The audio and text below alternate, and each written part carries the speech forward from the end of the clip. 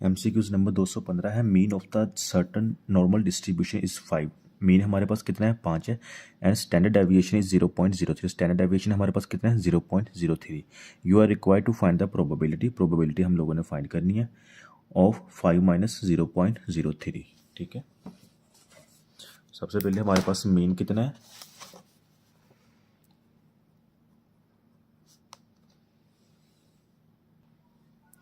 Mean हमारे पास 5 है।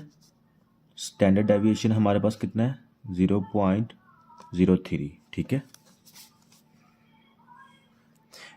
You are required to find the probability of 5 minus 0.03। तो x हमारा कितना हो गया, x is equal to 5 minus 0.03 is equal to 4.97। ठीक है, जस्ट हमने फार्मूला पुट करना है और आंसर निकाल लेना है। हमारे पास नॉर्मल डिस्ट्रीब्यूशन का फार्मूला क्या है, z is equal to x minus mu divided by standard deviation. x हमारा कितना है, 4.97 माइनस 5 डिवाइडेड बाय 0.03। कैलकुलेटर पे पुट करें, आपका आंसर आ जाएगा -1। ठीक है, तो z की हमारे पास वैल्यू कौन सी आ गया, -1। -1 को टेबल पे चेक करें। अच्छा, प्लस माइनस का केस उस जगह पे देखते हैं जहाँ पे एट लीस्ट हो, मतलब ग्रेटर देन इक्वल टू 1 या लेस देन इक्वल टू 1 उसमें होता है। इसमें जस्ट हम इसकी वैल्यूज निकाल लेंगे। इसकी वैल्यू चेक करते हैं टेबल पे। अच्छा, तो इसमें देखिए ये हमारे पास 1.0 है। ठीक है, जस्ट 1 की वैल्यू फाइंड करनी है तो 1 को आगे 0 में फाइंड करें, तो हमारे पास 1 0.3413 0.3413 मल्टीप्लाई 100% कर दें तो आ जाएगा 34.13% हमारा आंसर होगा। ठीक है, MCQ number 216, mister Ali has borrowed the x amount वो बारो कर रहा है, कितनी कर रहा है ये हम लोगों ने मतलब कि फाइंड करनी है। He agree to pay the instalment, वो इंस्टॉलमेंट पे करने के लिए एग्री है, कितना, 1.2 times than the last one, मतलब कि जो पहली इंस्टॉलमेंट वो पे करता है ना, उससे 1.2 टाइम्स ज़्यादा पे कर रहा है। ठीक है, जब भी क्वेश्चन में टाइम्स आ जाए, परसेंटेज आ जाए, मतलब कि परसेंटेज के हिसाब से डिक्लाइन हो रहा है, इंक्रीज हो, तो जहाँ पे आपको कंफर्म हो जाना चाहिए कि आपने ज्योमेट्रिक प्रोग्रेशन का फार्मूला लगाना है। ठीक है, 1.2 times than the last one if his first installment is 51389। अगर उसकी पहली इंस्टॉलमेंट 51389 है, what was his first instalment, तो उसकी फर्स्ट इंस्टॉलमेंट कितनी। तो देखें थोड़ा सा ना क्वेश्चन में मिस्टेक है, क्योंकि यहाँ पे वो फर्स्ट इंस्टॉलमेंट बता भी रहा है और आगे फर्स्ट इंस्टॉलमेंट पूछ भी रहा है। तो यहाँ पे या तो ये फर्स्ट नहीं है या तो ये फर्स्ट नहीं है। तो अगर मैं आपको करेक्ट क्वेश्चन के इसी असाइनमेंट के लिहाज से बताऊँ ना, तो आपकी ये जो 51389 है ना, ये आपकी फिफ्थ इंस्टॉलमेंट होगी। यहाँ पे फर्स्ट की जगह आप लोगों ने ना 5 कर लेना है। ठीक है, and what was his first instalment, तो फर्स्ट इंस्टॉलमेंट हम लोगों ने फाइंड करनी है। तो फिर सबसे पहले हमें इसके ज्योमेट्रिक प्रोग्रेशन में हमारे पास स्कैन थ्रूट का फार्मूला आना चाहिए। इसका फार्मूला हमारे पास है an is equal to ARN -1। तो यहाँ पे an हमारे पास nth रूट का मतलब fifth value, six value, seventh value. ठीक है, तो यहाँ पे हमें फिफ्थ वैल्यू हमारी दी हुई है। फिफ्थ वैल्यू हमारे पास कितनी है, 51389। ए कितना है, ए होती है हमारी फर्स्ट वैल्यू, मतलब कि फर्स्ट इंस्टॉलमेंट। तो फर्स्ट इंस्टॉलमेंट हम लोगों ने फाइंड करनी है, एक्स आ गया इनटू आर, हमारे पास कितना है, आर हमें 1.2 गिवन है, एन हमारे पास कितना है 5, क्योंकि अगर ए एन का फिफ्थ इंस्टॉलमेंट का मतलब ले रहा है कि एन इज इक्वल टू 5, मतलब कि 5 साल बाद हमारे पास जो पाँचवीं इन्वेस्ट इंस्टॉलमेंट होगी वो कितनी होगी। ठीक है, और एन -1 1 माइनस फार्मूले वाला आ गया। ठीक है, 5138 इसको एग्जैक्ट फार्मूला में पुट, कैलकुलेटर में पुट करें, आपका answer 51389 is equal to x into 1 point power 5 minus 1। ठीक है, इक्वल प्रेस करें तो ये आपके यहाँ पे 24734, sorry, x is equal to 24734।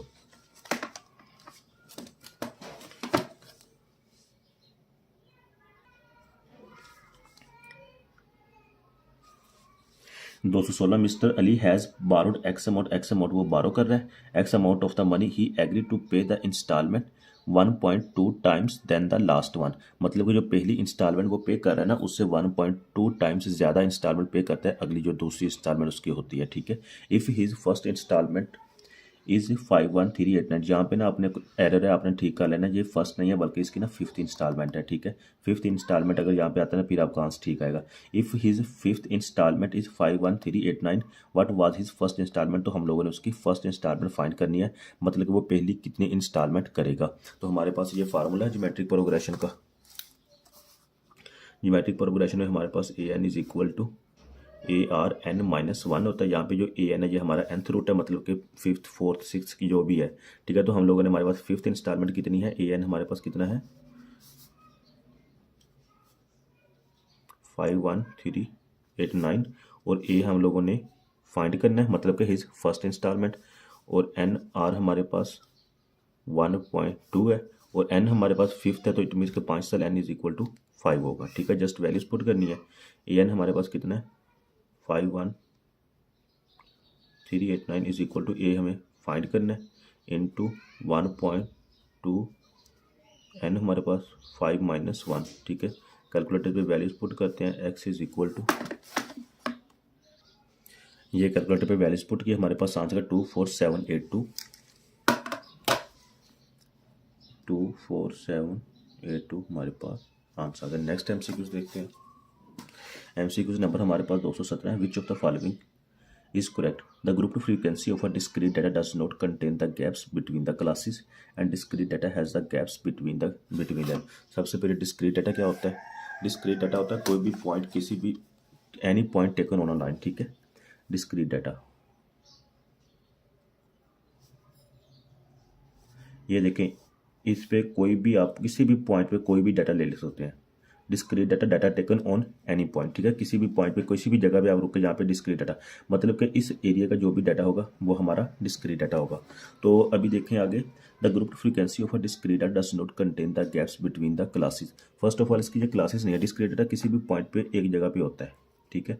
मिसाल के तौर पर ये देखें 1 2 3 4 5, तो इट मीन्स कि एट द पॉइंट ऑफ 2 पे आप जो भी डाटा लेते हैं वो डिस्क्रीट डाटा होगा। तो क्लासेस का तो इधर जिक्र ही नहीं है। तो अगर तो कहते हैं ना discrete data, sorry, group frequency of continuous data does not contain the gaps, फिर हम इसको थोड़ा सा समझ लेते हैं।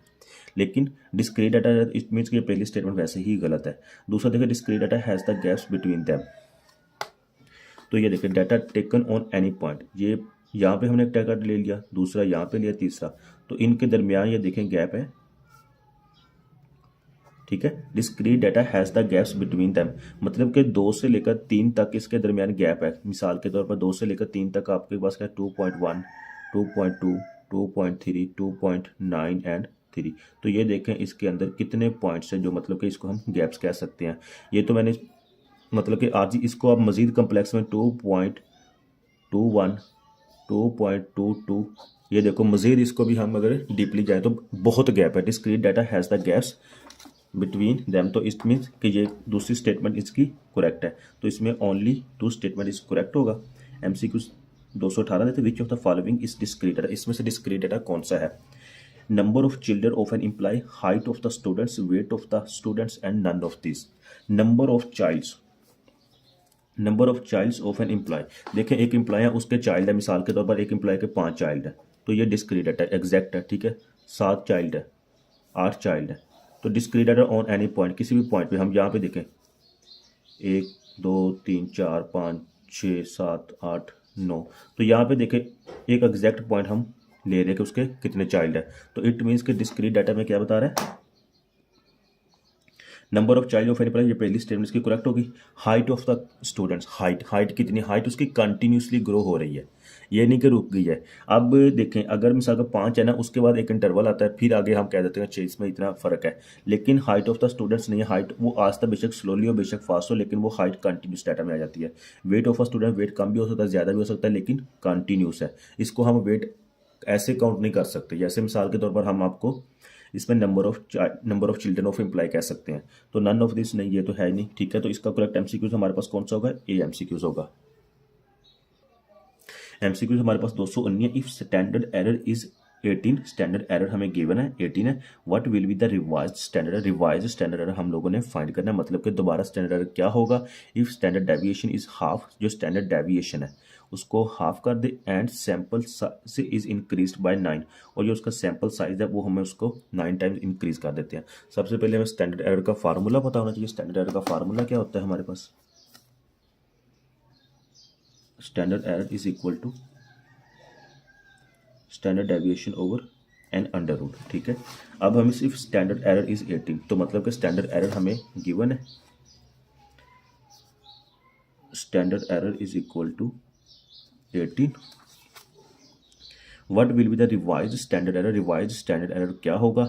If standard deviation is half, standard deviation को हम हाफ कर दें and sample size is increased by 9, sample size को हम 9 टाइम्स इंक्रीज कर दें। तो इसमें देखें स्टैंडर्ड एरर का हमारे पास फार्मूला होता है summation over n under root. वो क्या कर रहा है, स्टैंडर्ड डेविएशन को हम हाफ कर दें 1/2 मतलब कि 0.5 एंड सैंपल साइज जो हमारे पास क्या है, सैंपल साइज को इंक्रीज बाय 9 टाइम्स, तो एन हमारा कितना आएगा 9 आ जाएगा डिवाइडेड बाय 3 आ जाएगा। ठीक है, अच्छा सबसे पहले हमने स्टैंडर्ड एरर, अब रिवाइज्ड स्टैंडर्ड एरर फाइंड करने के लिए हमारे पास ओल्ड स्टैंडर्ड एरर क्या होगा।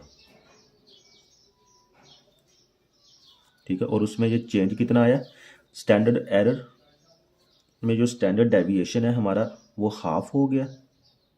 ठीक है, और जो हमारा सैंपल साइज है वो इंक्रीज्ड बाय 9। तो जस्ट हम लोगों ने वैल्यूज पुट कर देनी है। तो रिवाइज्ड स्टैंडर्ड एरर हमारा कितना होगा, अच्छा यहाँ पे हमारे पास ओल्ड स्टैंडर्ड एरर कितना था 18 था, multiply 0.5 divided by 3 n under root. तो यहाँ पे देखें standard error is equal to 18 multiply by 0.5 divided by n का अंडर रूट ले तो हमारे पास 3 आ जाएगा, 3 6 6 6 5 30 3.0। तो हमारे पास जो रिवाइज्ड स्टैंडर्ड एरर कितना आ जाएगा वो 3 आ जाएगा। एमसीक्यू इसका बी करेक्ट होगा। एमसीक्यू नंबर 220 देखते हैं। What is the parameter of the normal distribution, normal distribution का पैरामीटर्स क्या हो गए, mean, standard deviation, both and none. सबसे पहले नॉर्मल डिस्ट्रीब्यूशन का हमें फार्मूला आना चाहिए। नॉर्मल डिस्ट्रीब्यूशन का हमारे पास फार्मूला क्या होता है, z is equal to x minus mu divided by standard deviation. तो अब देखें यहाँ पे हमारे पास मीन भी है और स्टैंडर्ड डेविएशन भी है। ठीक है, तो इसमें देखें मीन एंड स्टैंडर्ड डेविएशन मतलब कि नॉर्मल डिस्ट्रीब्यूशन में हमारे पास ये दोनों आ जाते हैं। तो इसका करेक्ट आंसर क्या होगा, बोथ, सी होगा। नेक्स्ट एमसीक्यू इंशाल्लाह नेक्स्ट वीडियो में देखते हैं। अल्लाह हाफिज़।